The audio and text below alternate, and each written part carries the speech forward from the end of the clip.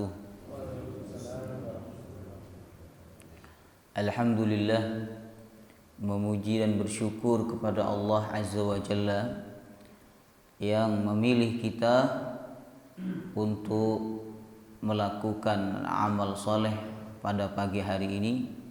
Amal soleh yang banyak insyaallah, mulai dari salat tahajud, kemudian salat qabliyah subuh, salat subuh berjamaah, zikir setelah salat subuh, lalu duduk berzikir kepada Allah dan mengikuti majelis ilmu sampai datangnya waktu syuruk, kemudian salat syuruk 2 rakaat. Itu amal soleh yang sangat luar biasa dan kita berharap semoga diterima oleh Allah Subhanahu wa taala. Amin ya rabbal alamin. Alhamdulillah, pagi hari ini dengan izin Allah Subhanahu wa taala kita kembali dapat melanjutkan kajian sirah Nabi sallallahu alaihi wasallam, perjalanan hidup manusia yang mulia, manusia yang agung, Sayyidul Anbiya wal Mursalin, Nabi Muhammad sallallahu alaihi wasallam. Sirah ini tujuan utamanya adalah mengenal sosok dan pribadi Rasulullah, kemudian menambah kecintaan kepada Allah Subhanahu wa taala dan Rasulnya. Karena Nabi bersabda, tidak sempurna iman kalian kecuali kalian mencintaiku lebih daripada anaknya, kemudian melebihi orang tuanya, melebihi semua manusia, bahkan melebihi dirinya. Oleh karena itu, semoga dengan mempelajari sirah Nabi ini, kecintaan kita kepada beliau semakin bertambah sehingga kita ringan melaksanakan sunnah-sunnahnya. Amin ya rabbal alamin. Pertemuan sebelum ini, yakni 2 bulan yang lalu, kita masuk pada poin Amul Huzni, tahun berduka cita. Kenapa dikatakan tahun berduka cita, Bapak Ibu? Karena pada tahun itu beliau ditinggal wafat oleh orang yang paling dicintai oleh beliau, oleh orang yang menjaga beliau, oleh orang yang membesarkan hati beliau, yaitu Abu Talib pamannya, kemudian yang kedua Khadijah istrinya. Tidak lama jarak wafat antara Abu Talib dan Khadijah. Dikatakan dalam riwayat Abu Talib wafat terlebih dahulu, kemudian beberapa bulan berikutnya disusul dengan wafatnya Khadijah radhiyallahu anha. Ketika Rasulullah butuh mereka, Rasulullah butuh Abu Talib, karena Abu Talib yang dapat menjadi benteng dari kalangan manusia untuk selamat dari cacian, selamat dari kekejaman orang kafir Mekah. Kemudian Rasulullah butuh sosok istri yang dapat membesarkan hatinya. Ketika Rasulullah membutuhkan mereka, ternyata Allah mengambil mereka. Nabi SAW mengalami kesedihan. Maka tahun itu disebut dengan Amul Huzni, tahun berduka cita. Nah, kemudian pagi hari ini kita akan masuk pembahasan yang berikutnya, yaitu Rasulullah sallallahu alaihi wasallam hijrah ke Taif. Rasulullah hijrah ke Taif. Ini tempat hijrah pertamanya Rasulullah. Kalau sahabat Nabi, hijrah pertamanya kemana? Habasyah, Ethiopia. Ya. Ketika hijrah ke Habasyah, Nabi tidak ikut. Ya. Kemudian bagi Nabi SAW tempat hijrah pertama bukan Madinah. Madinah itu tempat yang kedua. Ya. Tempat hijrah pertama Rasulullah SAW adalah ke negeri Taif.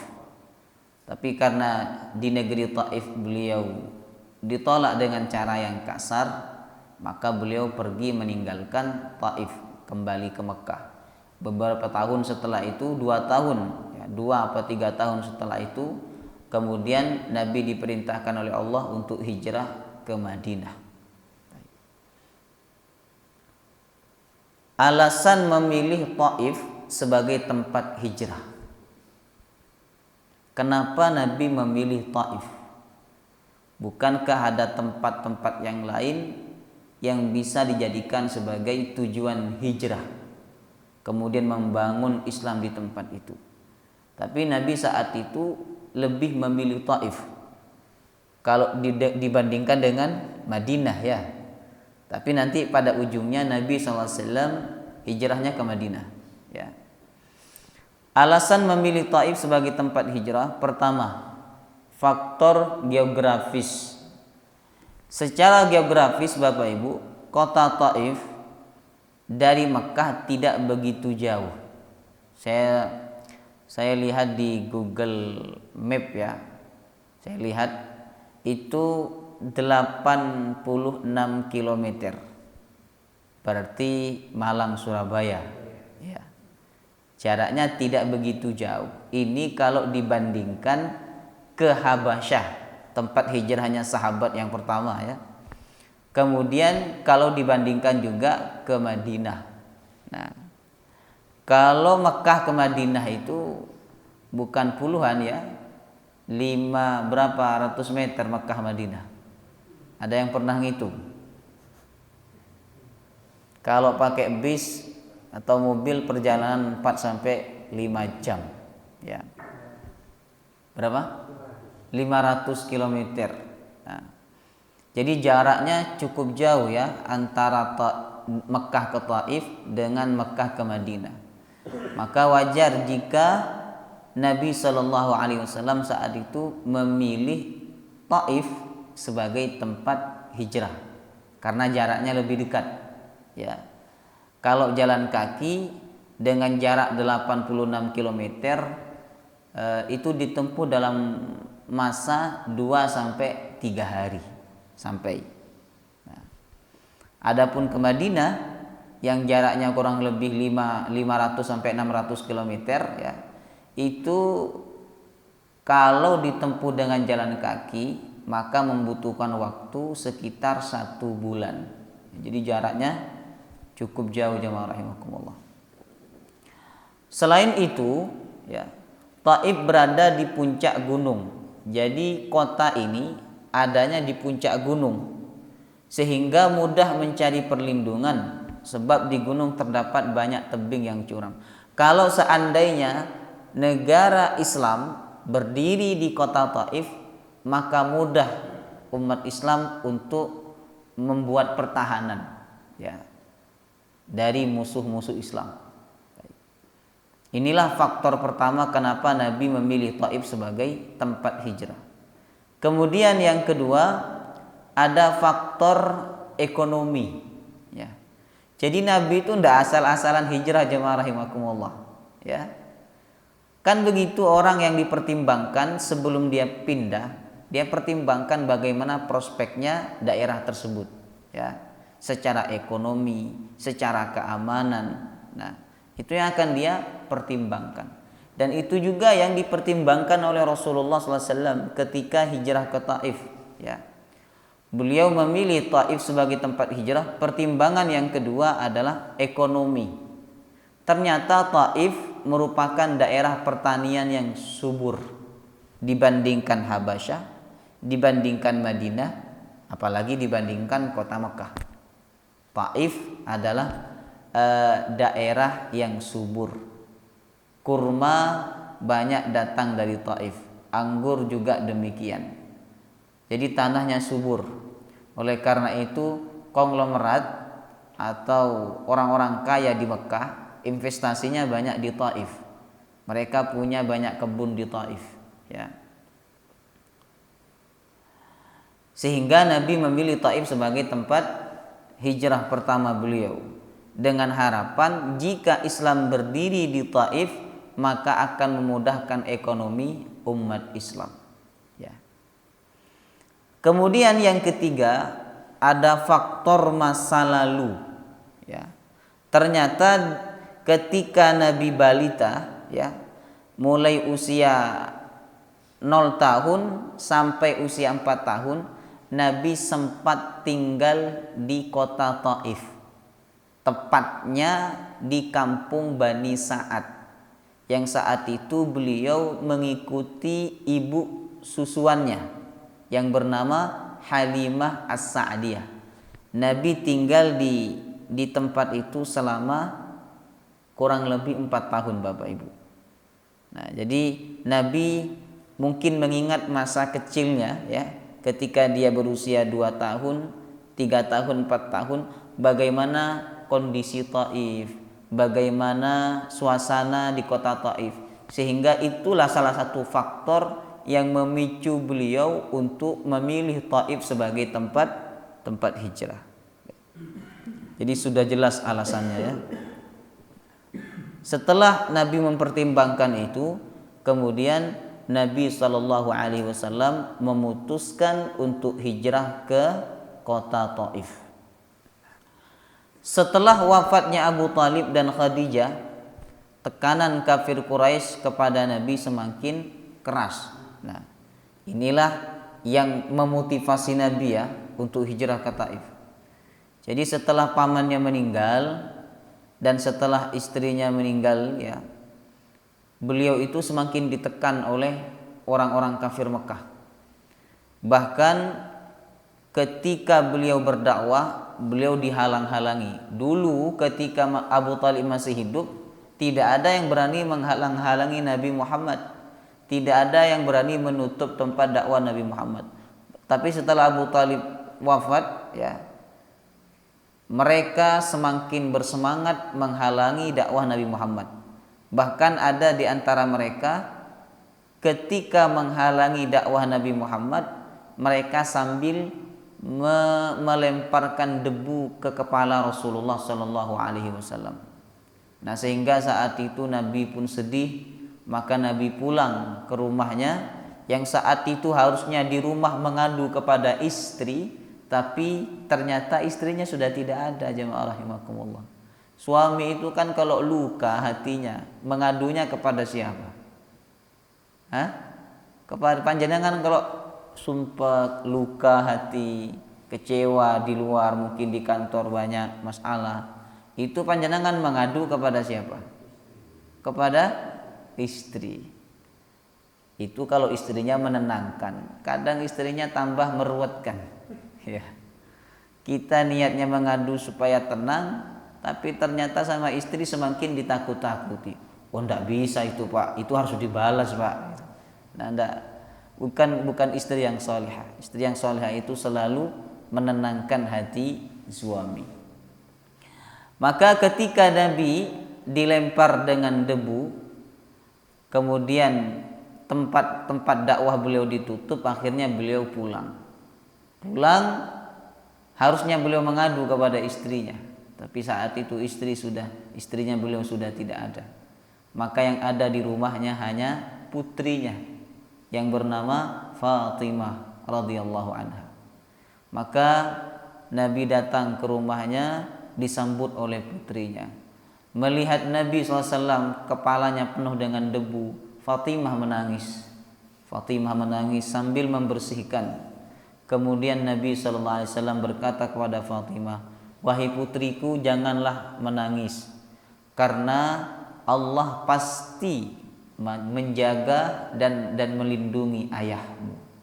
Nah, begitulah cara Nabi meyakinkan Fatimah bahwa ayahnya tidak akan disia-siakan oleh Allah Subhanahu wa taala. Pokoknya semakin hari semakin keras tekanan yang dilakukan oleh kafir Mekah kepada Nabi Muhammad SAW. Nah, sehingga beliau memutuskan untuk hijrah ke Taif, ya. Sebab kalau bertahan di Mekah, beliau akan terus ditekan ujung-ujungnya beliau akan terancam nyawanya jemaah rahimakumullah, walaupun beliau sebenarnya mendapatkan penjagaan dari Allah Subhanahu wa taala. Tapi kan harus melakukan usaha manusiawi. Betul enggak? Walaupun rizki kita ini sudah dijamin oleh Allah, tapi kita harus melakukan ikhtiar. Dan itulah yang dicontohkan oleh Rasulullah. Sebenarnya tanpa Nabi hijrah ke Taif, beliau tidak akan sampai dilukai, dibunuh oleh orang-orang Mekah, tidak sampai. Paling-paling hanya ditutup tempat dakwahnya atau dicaci maki, tidak sampai dipukul jemaah rahimakumullah. Ya, karena beliau mendapatkan jaminan keamanan daripada Allah Subhanahu wa taala. Nah, cuman kan sebagai manusia harus melakukan ikhtiar. Ya, ikhtiar. Maka saat itu Nabi memutuskan dirinya untuk hijrah ke Taif pada bulan Syawal tahun 10 kenabian, ya. Dan saat itu beliau berangkat dengan jalan kaki, tidak pakai kuda, tidak pakai keledai, tidak pakai unta, jalan kaki jemaah rahimakumullah. Kenapa jalan kaki? Kok tidak pakai unta, tidak pakai kuda atau keledai? Karena kalau pakai unta atau sejenisnya jemaah rahimakumullah, itu akan mudah dilihat dan diketahui oleh orang-orang kafir Mekah. Sebab gerak-gerik Nabi ini selalu diawasi oleh mereka. Oleh karena itu Nabi SAW memilih untuk jalan kaki. Bayangkan betapa capeknya beliau itu ya. Berjalan kaki 3 hari 3 malam baru sampai. Bayangkan kalau ada orang jalan kaki dari Malang ke Surabaya, itu capeknya luar biasa jemaah rahimakumullah. Apalagi perjalanan di Arab, di tanah Arab itu tidak seperti di Indonesia, datar-datar saja. Ya, kalau di Arab saat itu perjalanannya adalah naik turun gunung jemaah rahimakumullah.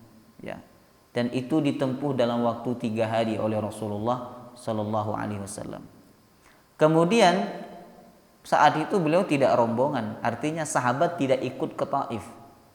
Kalau rombongan kan walaupun jauh, itu karena banyak yang mengikuti ya dan banyak yang menjalankan, akhirnya terasa ringan karena sama-sama ya. Kenapa haji, umroh ya, walaupun tawafnya itu kalau dihitung tawaf sama sa'i itu berapa kilo itu jemaah rahimakumullah, itu terasa ringan ya. Faktornya salah satunya adalah ya karena banyak yang melakukan ya. Maka saat itu Nabi SAW berangkat tidak rombongan. Beliau hanya ditemani oleh 1 orang saja. Dan orang itu bernama Zaid bin Harithah, anak angkat Nabi. Ya. Dan ini dalil bahwa bolehnya seseorang mengambil anak orang lain sebagai anak angkat. Sebagaimana Nabi SAW mengambil Zaid sebagai anak angkat, Zaid bin Harithah.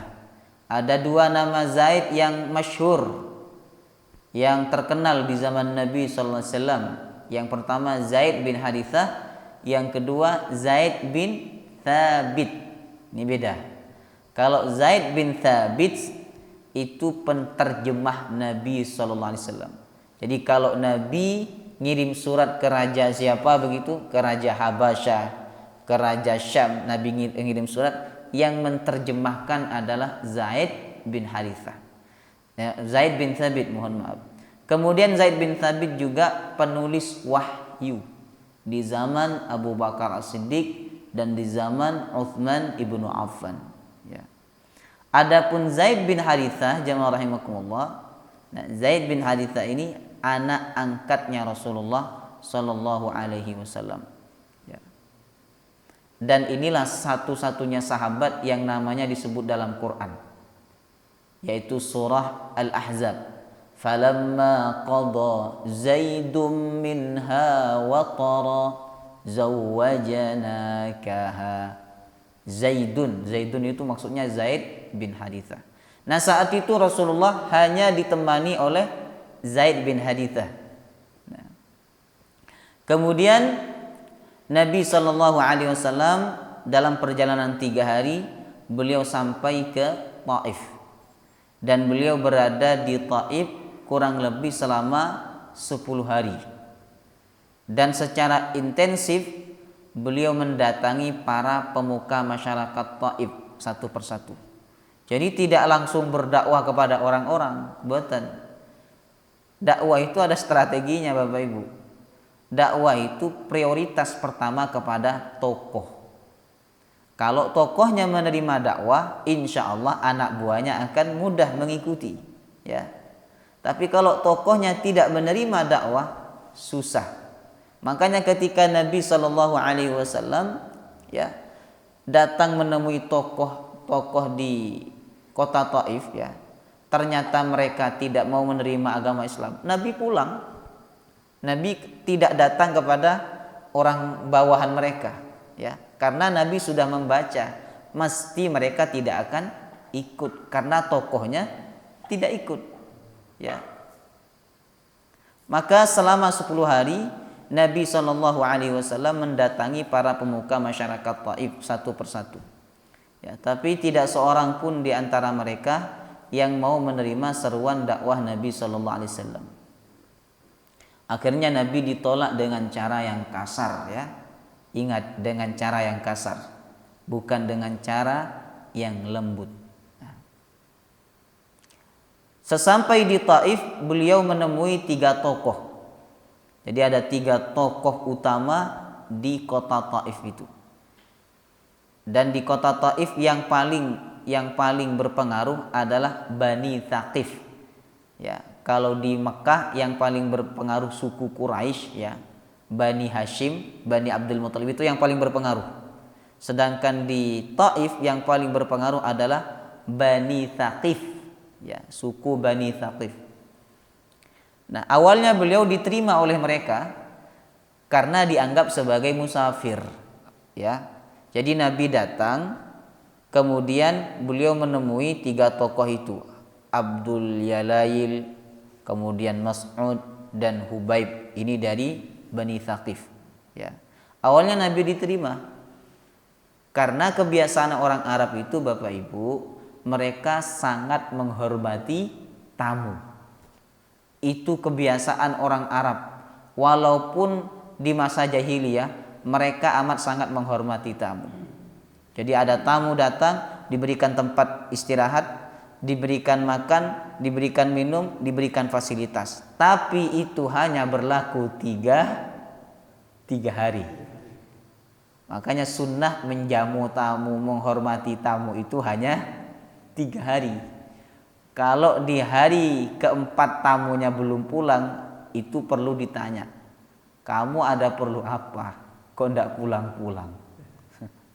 Nah, perlu ditanya. Oh, ternyata dia ada perlu ini dan disebutkan.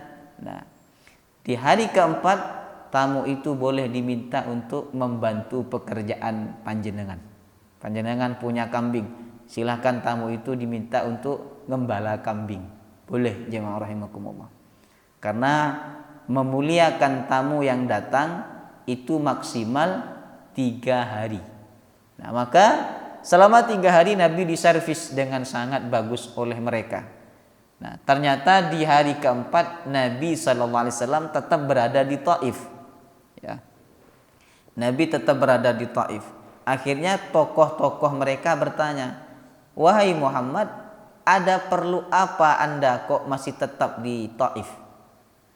Kata Nabi SAW, saya ingin menyampaikan dan menawarkan Islam kepada kalian. Nabi menyebutkan tentang Islam, ya. Tapi ternyata 3 tokoh itu menolak sambil merendahkan Nabi SAW. Nah, seorang di antara mereka ada yang berkata, kain Ka'bah akan robek kalau Allah mengutusmu sebagai nabi. Ini mengejek jemaah rahimakumullah. Kemudian ada juga di antara mereka yang berkata, tidak adakah yang lain Allah Subhanahu wa taala mengutus rasul dan nabi selain engkau? Kenapa Allah tidak milih yang lain saja? Kenapa engkau yang harus diutus?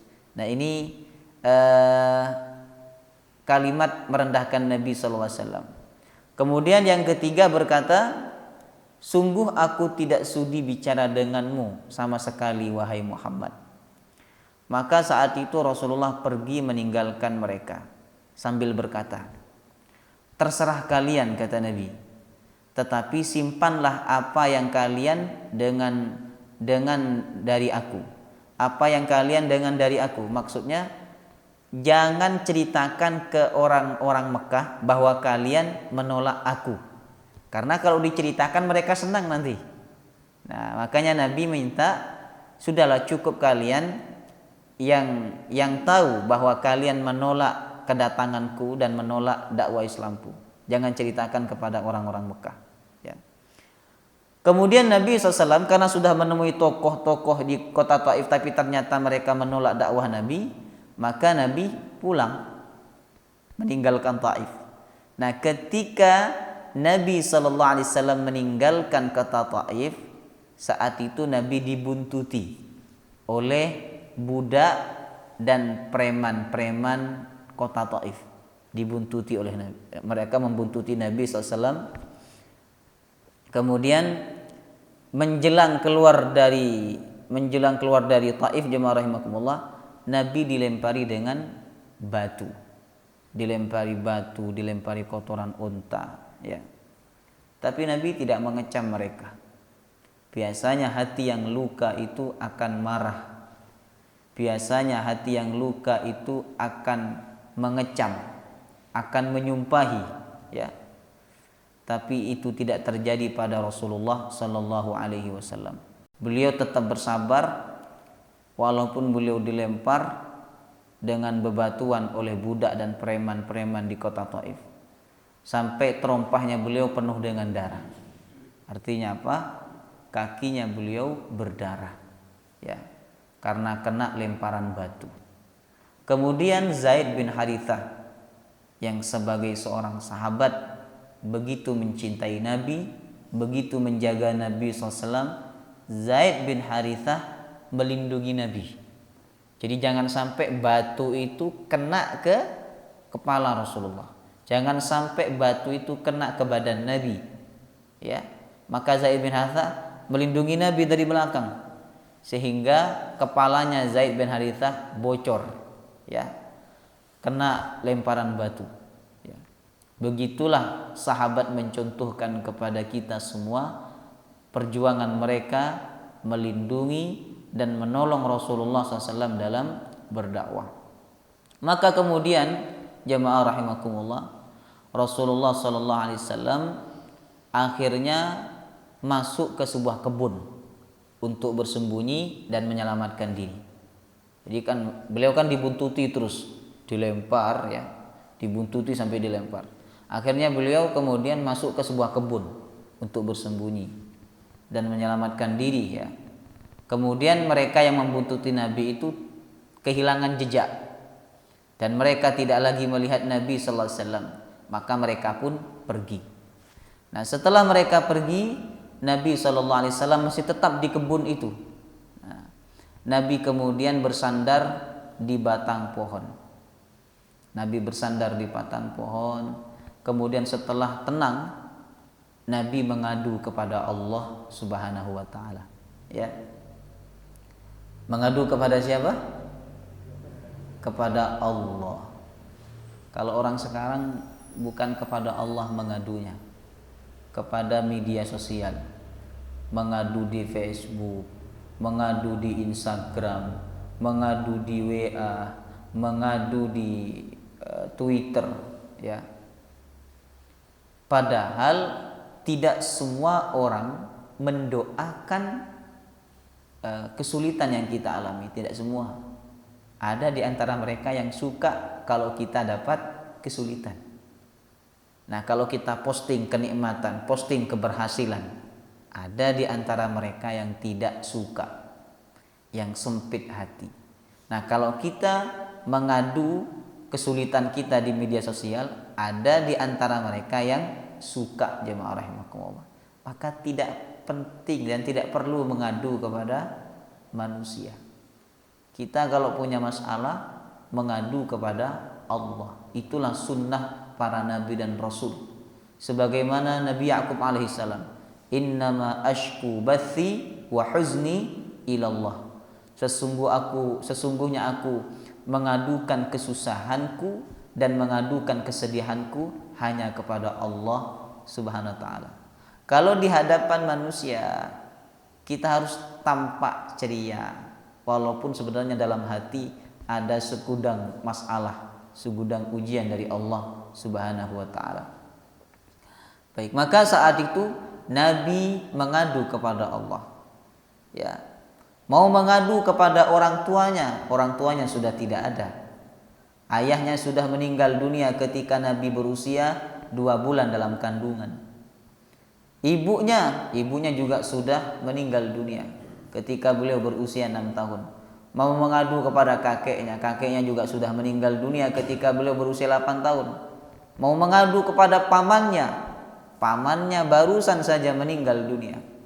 Mau mengadu kepada istrinya, curhat kepada istrinya, ternyata istrinya pun juga sudah meninggal dunia. Maka tidak ada tempat pengaduan kecuali hanya kepada Allah Subhanahu wa taala. Saat itu Nabi bersandar ke batang pohon. Kemudian ketika tenang, Nabi mengadu kepada Allah Subhanahu wa taala. Apa kata Nabi? Ilaika Allahumma ilaika ashku dha'fa quwwati wa qillata hilati wa hawani 'alan nas ya arhamar rahimin anta rabbul mustad'afin wa anta rabbi ila man takiluni ila ba'idin yattajahhamuni am ila aduwin malaktahu amri, dan seterusnya. Artinya jemaah rahimakumullah, kita pahami, ya Allah, hanya kepadamu kuadukan kelemahanku, ketidakberdayaanku dan kehinaanku di mata manusia.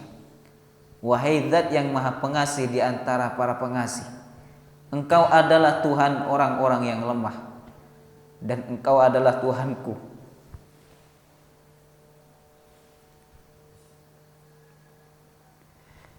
Kepada siapakah akan kuserahkan diriku? Kemudian kepada orang-orang asing yang bermuka masam kepadaku, ataukah kepada musuh yang akan menguasai urusanku? Kemudian Nabi SAW berkata kepada Allah, aku tidak peduli asalkan engkau tidak murka kepadaku. Jadi Nabi tidak peduli orang Taif menolak dakwahnya. Nabi tidak peduli mereka marah kepada Nabi, melempari Nabi dengan batu. Asalkan engkau ya Allah tidak marah kepadaku. Ya. Maka kemudian doa ini dikenal dengan doa Rabbul Mustad'afin. Doa memohon pertolongan kepada Allah yang dilakukan oleh orang-orang yang lemah, mustad'afin, ya. Kemudian Nabi dan seorang Nasrani bernama Addas, ya. Jadi setelah Nabi SAW, Bapak Ibu, beliau bermunajat kepada Allah, mengadu kepada Allah, ya. Dan beliau menyebutkan kelemahan dirinya. Jadi beliau tidak akan selamat dari kepungan orang-orang yang durhaka kecuali dengan pertolongan Allah. Setelah mengadu, akhirnya beliau masih duduk di bawah pohon itu bersama Zaid bin Harithah. Kemudian pemilik kebun itu bernama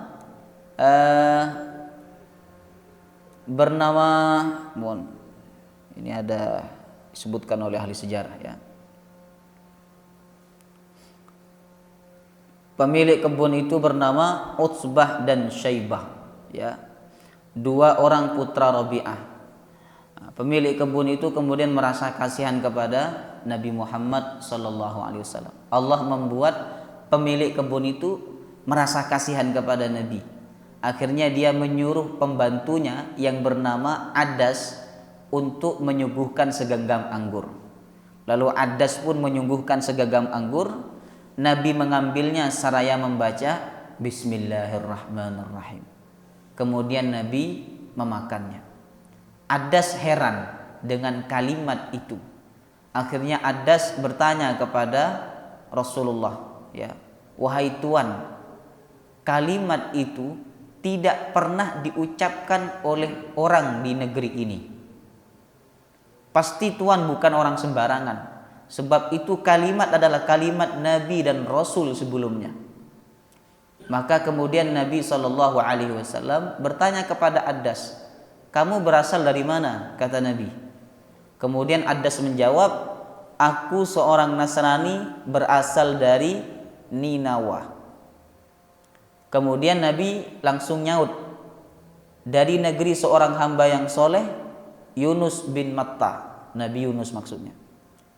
Kemudian Adas makin heran, apa yang Tuan ketahui tentang Yunus bin Matta? Nabi SAW menjawab, dia seorang Nabi dan aku juga seorang Nabi. Maka Adas kemudian bersimpuh di hadapan Rasulullah, mencium kepala Rasulullah, mencium tangan Rasulullah dan kaki Rasulullah sallallahu alaihi wasallam. Jadi ahlul kitab Yahudi Nasrani sebenarnya mereka tahu bahwa beliau adalah nabi dan rasul, sebagaimana firman Allah, alladzina atainahumul kitab ya'rifunahu kama ya'rifuna abna'ahum.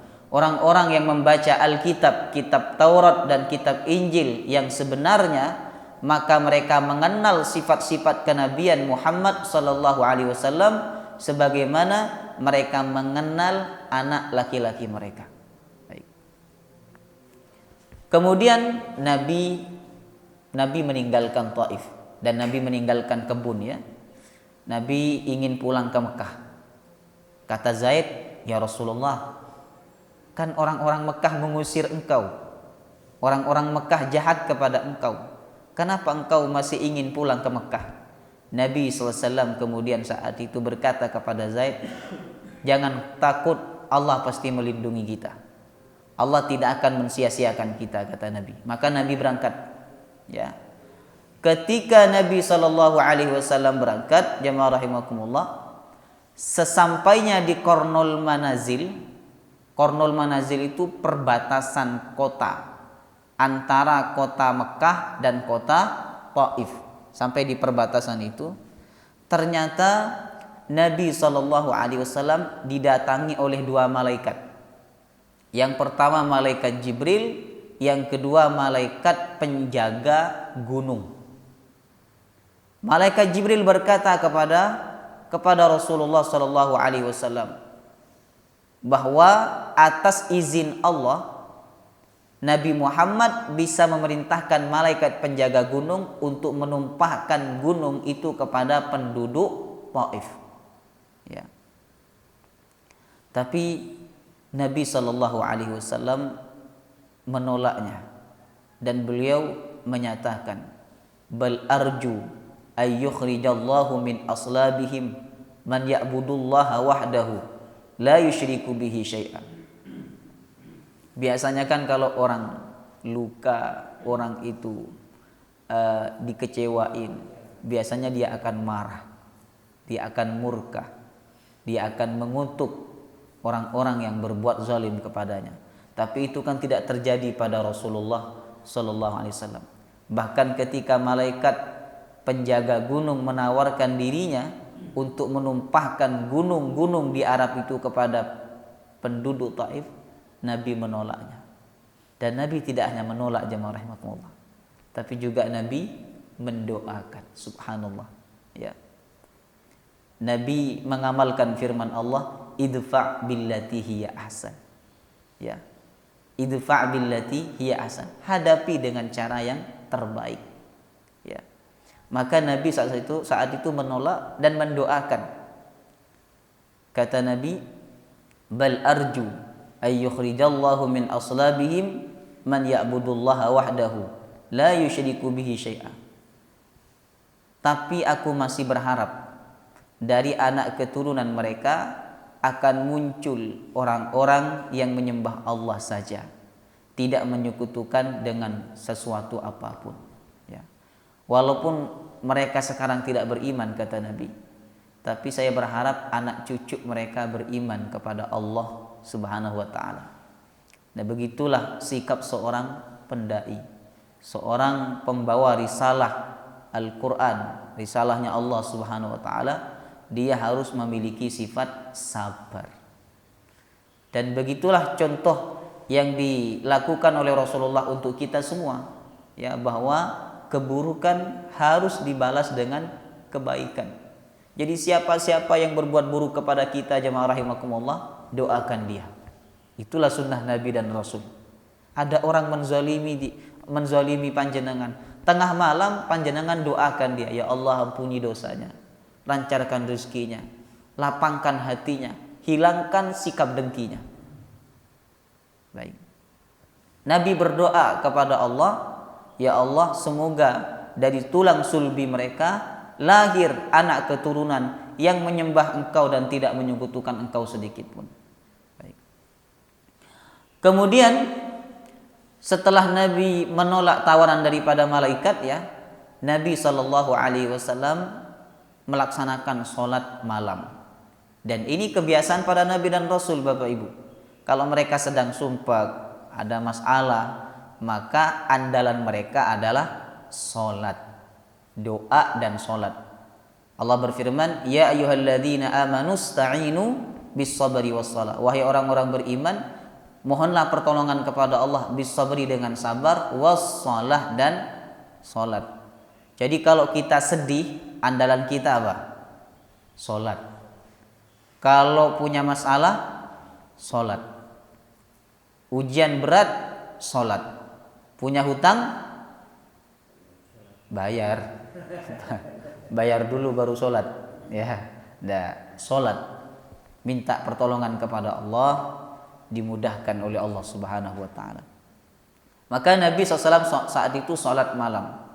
Dan ketika beliau sedang sholat malam, beliau membaca ayat-ayat Al-Quranul Karim.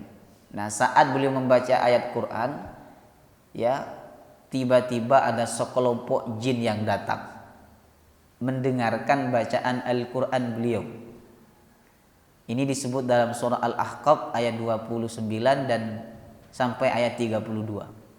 Wa idh sarafna ilaika nafaram minal jinni faqalu inna sami'na wa idh sarafna ilaika nafaram minal jinni faqalu inna sami'na qur'anan ajaba. Ketika engkau membaca Al-Quran, wahai Muhammad, saat sholat malammu, maka ada sekelompok jin yang datang mendengarkan bacaan Al-Quran Nabi Sallallahu Alaihi Wasallam. Lalu sekelompok jin itu ternyata yang datang jin kafir, jemaah rahimakumullah, bukan jin muslim, jin kafir yang datang mendengarkan bacaan Quran Nabi. Lalu mereka khusyuk mendengarkan dan mereka berkata, inna hadza qur'anan ajaba. Sesungguhnya ini adalah bacaan yang mempesona, bacaan yang menakjubkan. Maka mereka pun kemudian beriman. Falamma qudiya wallau ila qaumihim mundzirin. Ketika mereka sudah beriman kepada Nabi dan sudah mendengarkan bacaan Nabi, akhirnya mereka pulang kepada kaumnya untuk berdakwah. Nah, setelah Nabi SAW sholat, malaikat Jibril datang kepada Nabi Muhammad. Wahai Muhammad, barusan ada sekelompok jin mendengarkan bacaan ayat yang kamu baca dalam sholat. Mereka mendengarkan dengan khusyuk, beriman kepada ayat-ayat yang kamu baca, beriman kepada Allah, beriman kepadamu, lalu mereka berdakwah kepada kaumnya. Jadi ketika Nabi sedang sempit, ketika Nabi sedang sulit, dakwah ke Taif ditolak, ternyata Allah menghibur Nabi Muhammad Sallallahu Alaihi Wasallam dengan berimannya sekelompok jin. Ya, seakan-akan Allah mengatakan, wahai Muhammad, jika engkau tidak diterima oleh manusia, tenang, ada bangsa jin yang akan beriman kepadamu. Subhanallah. Ya, ini cara Allah menghibur Nabi Muhammad Sallallahu Alaihi Wasallam.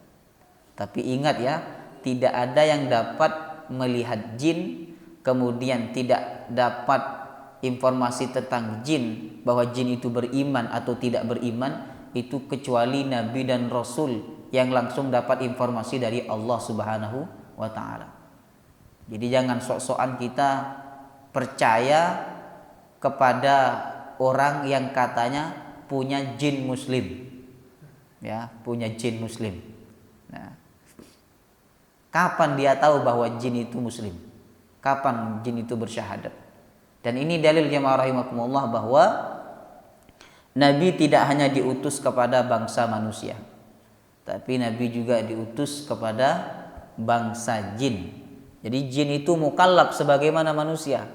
Ada yang beriman, ada yang tidak beriman, ya. Dan mereka juga banyak golongan. Ada jin Syiah, ada jin Ahlus Sunnah wal Jamaah, ada jin Khawarij. Itu banyak jemaah Allah. Bahkan kalau di Indonesia mungkin ada jin NU, ada jin yang Muhammadiyah. Mungkin ya. Jadi mereka banyak alirannya. Ya. Ini sebagaimana yang disebutkan oleh Allah dalam Quran surah Al-Jin. Jadi intinya Nabi itu tidak hanya diutus kepada manusia, beliau juga diutus kepada jin. Nah, Allah menghibur Nabi SAW bahwa ketika beliau ditolak oleh manusia, maka Allah datangkan jin untuk beriman kepada beliau. Dan ini terkandung sindiran jemaah rahimakumullah, bahwa kalau manusia mendengarkan ayat Al-Quran tapi tidak beriman kepada Allah, berarti dia lebih parah daripada jin. Jin mendengarkan satu kali ayat Al-Quran yang dibacakan Nabi, langsung beriman dan berdakwah kepada kaumnya. Kemudian ibrah, pelajaran yang dapat kita ambil dari sirah hijrahnya Rasulullah ke Taif. Yang pertama, pentingnya prioritas dakwah kepada para tokoh. Jadi kalau antum, kita semua mengambil jalan dakwah, maka dakwah yang harus diprioritaskan itu ketika kita masuk kepada daerah, kepada kampung-kampung, temui tokohnya, ajak bicara, tawarkan Islam kepadanya. Insya Allah jika dia ikut, maka anak buah yang mengidolakannya, yang menjadikannya sebagai panutan, akan dengan mudah mengikuti dakwah Islam. Kemudian yang kedua, telah menjadi sunnatullah bahwa ada yang menerima kebaikan dan ada yang menolak kebaikan. Jadi tidak semua menerima dakwah, tapi tidak semua juga menolak dakwah. Kalau panjenengan dakwah semampu panjenengan berdakwah, itu pasti ada yang menerima, tapi pasti juga ada yang menolak. Itu sudah sunnatullah. Kemudian yang ketiga, tetap memiliki harapan yang baik meskipun itu tampak jauh dari mata. Ya, Nabi melihat orang-orang Taif sepertinya tidak ada harapan mereka beriman kepada Nabi, karena Nabi datang sudah ditolak oleh mereka. Ya, bahkan dilempari batu sehingga Nabi tidak kembali lagi ke Taif. Tapi harapan itu masih ada jemaah rahimakumullah. Nabi berharap dari tulang sulbi mereka, anak-anak mereka itu beriman kepada Allah, dan doa Nabi dikabulkan oleh Allah Subhanahu wa taala. Sekarang tidak ada penduduk Taif kecuali semuanya muslim, berkah doa Nabi Muhammad SAW. Kemudian yang keempat, sebagai hamba Allah senantiasa berserah diri kepada Allah, mengadu dan menyerahkan segala urusan hanya kepada Allah. Jadi kalau kita ingin mengadu, mengadulah kepada Allah, karena hanya Allah yang dapat menyelesaikan urusan kita. Kemudian yang kelima, diutusnya Rasulullah bukan hanya untuk menyampaikan risalah, tapi juga untuk menyampaikan kepada kaum muslimin tentang kewajiban bersabar. Ya, Nabi telah mencontohkan sabar dalam berdakwah. Maka siapa yang tidak sabar dalam berdakwah, mereka bukan berada di manhaj atau di jalan dakwah yang telah dicontohkan oleh Rasulullah SAW. Kemudian yang berikutnya, jika kita perhatikan, setiap penderitaan yang dialami Rasulullah sangat berat dan menyakitkan, tapi selalu saja Allah mengirimkan penawar yang melegakan hati. Allah kirimkan jin beriman kepada Nabi. Ya, ini menunjukkan bahwa setiap kesulitan pasti Allah akan kirimkan kemudahan, asalkan sabar menghadapi kesulitan tersebut. Kemudian yang terakhir, apa yang dilakukan oleh Zaid bin Harithah beliau melindungi Nabi, menemani Nabi, ya. Itu merupakan contoh yang harus dilakukan oleh setiap muslim, ya. Wallahu taala alam.